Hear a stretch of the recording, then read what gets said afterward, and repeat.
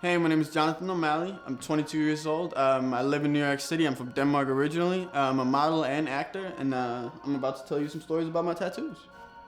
My first experience, I got my first one when I was like 13, I think.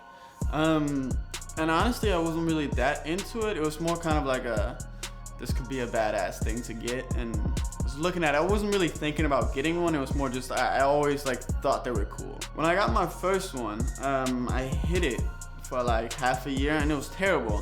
So basically I wanted to get it removed, so I was like, okay, it's time to tell them that I also want to get it removed. My mom wasn't happy about it, and it was a really shitty one because my friend did it. We couldn't find anyone that would do it on a 13-year-old. So yeah, it was on my back here. I have it covered up, but the first tattoo I honestly don't even want to say. It was like, it was one of those cheesy quotes where you Google like good quotes for tattoos, and yeah, that's what it was. We'll leave it at that. Denmark, you actually can't even, you can't go into a tattoo shop and get them on your hands or on your neck. So anywhere like visible, you're not allowed to. It's okay if you have them. They can't arrest you for having them. But yeah, you can't get them in the shop. The next tattoo I got, I think, was this little one on my arm. I got it with my buddy who also has the same one. And it goes from here to up here actually. I got that one, and I went with an ex-girlfriend too who also got one. And then after that, it took me like 2-3 years, but after that I just kind of went like every week and just got another one and another one. So yeah, I would say I was hooked after that. I had like a mission in my head that I was gonna be tattooed. So for work at the time, I was modeling still, but I didn't have tattoos that were visible. I really only had like this small little line and something in my back. So the work that I was doing before would be like a smiley, like Kohl's commercial or Macy's commercial and stuff like that. So when I switched over, it was kind of almost to stop doing those smiley things just because it wasn't really me. And it's a downfall, and it's a positive thing, because when you get booked for something in a modeling thing, there's so many regular guys with no tattoos, so it's a lot more. Whereas if they request someone with tattoos, it's me and 2 other guys for the job. So in that way it's better, but there's less jobs for people with tattoos, yeah. I have this, so the wings on my back. And I had like a big client. They would fly me out to Colombia and do all these things, and they're paying really well, and my agency was like, yeah, that's done. As soon as I got this one, they're like, no more of that. I think that after I got that one on my neck, that's when I really started like, okay, now I can just do whatever I want, because now they're gonna look at me as a tattoo guy either way, so now it's just a go. So I haven't had any issues with like, when you're shooting for a company and sometimes the artist will try to almost claim that the work is his, or try to claim a percentage of the work or the money you're getting paid. But when I got my tattoos, all of the people that did mine I'm really close with, so I got them to sign a release form on the tattoos, and that way you don't run into those problems. But they were mostly just happy that they could get like publicity out of it, and if it's like an editorial, or say the name of the artist that did my work, and they were fine with that. My agents, as soon as they saw me getting more and more tattoos, they were like, you need to get those release forms right away, because if you get bigger and they see you getting bigger and bigger jobs, then all of a sudden they want a piece of the cake, you know. So it's better to get it as soon as you get the tattoos. So when I got the wings on the back of my neck, I think that was like a year or 2 after me coming to New York, and once I got those, the modeling world kind of looked at me as like a tattooed person. And after that I was like, I might as well just go full out, because now when they're booking me for stuff anyway, it's still just tattoos. So then I started getting more like in the front of my neck. I have some on my head too. My whole head is actually tattooed. But yeah, I basically went that way to get away from the stuff I was doing before in modeling. So I didn't get them just because of that, but I did them because I really didn't want to do the work that I was doing, and this was like a deal breaker. I have these, so now I really can't do that. That was Jack at the Hustle Tattoo Shop. And I actually have 2 different ones. I had one underneath, and then we did like a blast over with the butterfly here. So I had a tattoo underneath this, but we did like a blast over tattoo, which turned out great. I love it. Yeah, they do. But everyone kind of gives me comments with it. My girlfriend sometimes will be walking through like an airport or something where it's like we're in public and people are like looking at her like if she needs help or something because she's with me.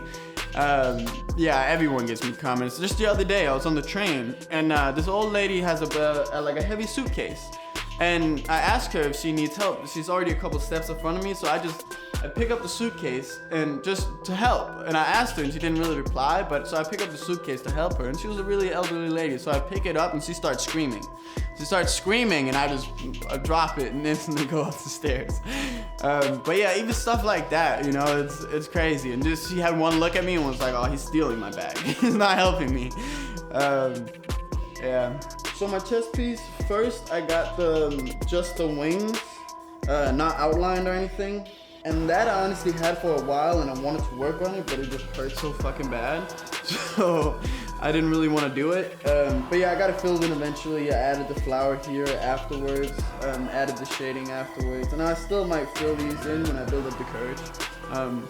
Yeah.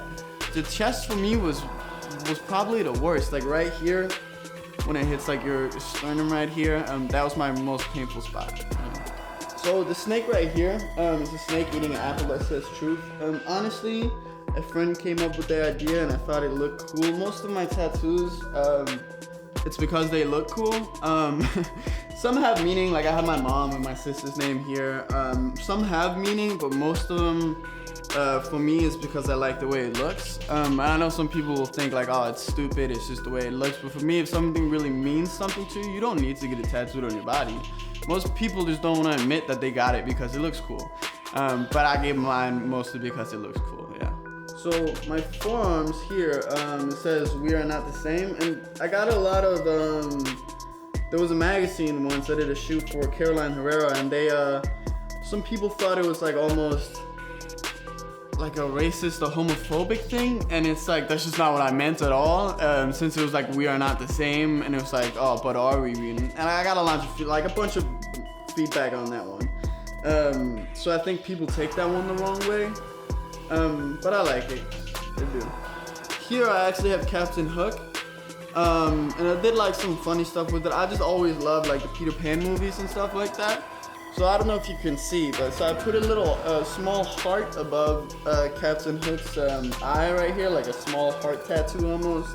And then I have Peter Pan here, where I tattooed a teardrop on his face, and then Dreamer above his eyebrow here. So I almost switched it up as like the Captain Hook being kind of nice and having the heart, and then Peter Pan being more of the rebel there, I would say. So with the Disney characters, I actually thought about that. I'm like, oh, like these might be a little too not serious and stuff like that. But no one ever criticized those actually, ever. Well, the teardrop in tattoos is not a good thing, let me put it like that. It usually means you killed someone or something like that. Which Peter Pan did, right? He killed Captain Hook? Yeah. So the back, it was originally one of my girlfriends, who's a good drawer, who came up with this sort of design that comes from here and over here, and up my neck it goes. So I got that before I got the wings that kind of spread out from it. And yeah, she kind of came up with the design, and again, I just liked it and thought it looked cool, and got it. My knuckles is my name. And since I got it in like a Viking sort of writing, you can see the slashes through the O's, which is U in Danish. So it's not Normalle like you say in English, it'd be Normalle. But yeah, that's what that is. I was just lucky my name only has 8 letters. The top of my hands is just roses, and then I have around here it says born free, and then this one is actually interesting. This is probably the one that has the most meaning. When I was little, I made up this word when I was like afraid of something I could say and it would make me safe or something. I was really little and I made up this word. And I've just always kind of been using that as a thing. If I need like good luck, I'll tell myself that or something. So it's not even a real word. It's something, I didn't even know how you just really spell it. I just kind of sounded it out and went for that because it's something I made up myself. Yeah. Ansos Canteo, that's how you say it. And I don't remember how I came up with it. I think it was like, I don't know, like a dark shed where I had to get my bike out of, and I was like 6 or 7, and I came up with some word that would keep me safe for something. So that's what that is, yeah. My parents, when I first started, they were like they weren't happy about it. But my parents have always been really supportive of me.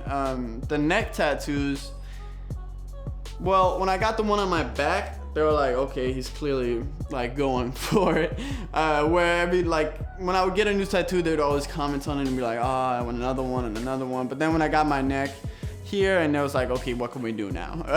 So they just kind of accepted it. They're really cool with it. And so is the rest of my family. Like my grandparents, I was worried they were gonna be like, but they're like, no, that's beautiful, and like family dinners. I'm the only one with tattoos. My mom's a computer engineer, and my dad owns his own business, so I'm the only one in the whole family that has anything like this. But yeah, they never, not one person have ever talked bad about it.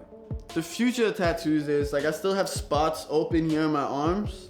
So I want to fill my arms completely and kind of have like, almost like a armor on the upper body and fill that completely. And then I think I'm going to the legs next. I don't think my stomach, I don't want to touch, takes away from the abs. Stuff like that. But yeah, I think, and then I'm gonna chill out for a little bit. Yeah. Face tattoos, no, I'm not a SoundCloud rapper.